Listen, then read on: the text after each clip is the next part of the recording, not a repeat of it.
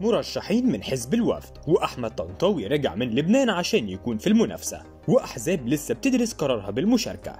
انتخابات الرئاسة 2024، مين بينافس الرئيس عبد الفتاح السيسي على منصب الرئيس؟ في مارس 24 المصريين كلهم على ميعاد مع انتخابات رئاسية جديدة، والكل في حيرة، يا ترى الرئيس السيسي هيكمل ولا في حاجة تانية ممكن تحصل؟ وهل المرشحين قادرين انهم يقفوا قدام الشعبية الكبيرة اللي حققها الرئيس السيسي خلال السنين اللي فاتت؟ خلونا نشوف كل واحد فيهم قال ايه. احمد طنطاوي، واللي يعتبر من اوائل المرشحين اللي اعلنوا انهم هيتقدموا لخوض المنافسة الانتخابية في الايام اللي جاية.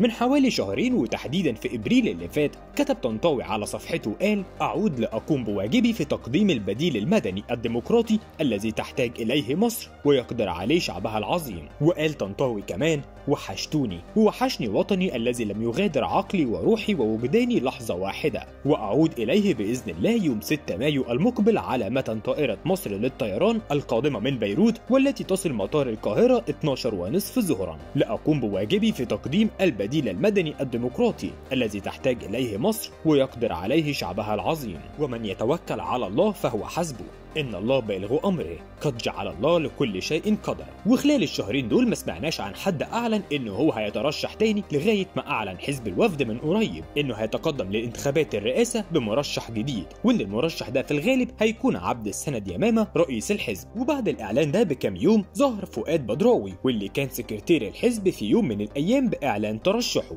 ويظهر كده ان في انقسام داخل الحزب وهم نفسهم مش مستقرين على مرشح. يمامة قال: احنا ما دفعناش ببدراوي، وبدراوي قال مش من حقه يقرر اني اترشح ولا لا، وان الكلام ده مش قانوني. وقال كمان ان ترشحه للرئاسة كان بناء على اتصالات كتير من الوفدين خلال الايام اللي فاتت، وطلبوا منه انه يترشح، وهو وافق على طلبهم لانه شايف في نفسه الاقدر على المنافسة. بدراوي هو عضو في مجلس الشعب من سنة 95، وكان بيحصل على اعلى الاصوات في فترة من الفترات، وكان بينه وبين رئاسة الحزب خطوات بسيطة. فهل يا ترى هيقدر يجمع كل الأصوات دي وأكتر للرئاسة، أو هيقدر أصلا حزب الوفد يحل المشكلة اللي دايرة بينهم، ولا الحزب ليه رأي تاني؟ فؤاد بدراوي طلع بيان قال فيه: نزولا على رغبة زملائي وإخوتي من أعضاء الهيئة الوفدية الكرام الذين تواصلوا معي على مدار الأيام القليلة الماضية وطالبوني بأن أكون ممثلا عنهم وباسمهم وتحت راية الوفد في انتخابات رئاسة الجمهورية المقبلة، ورضوخا لهذه الرغبة وهذه المطالب التي هي تكليف وليس تشريف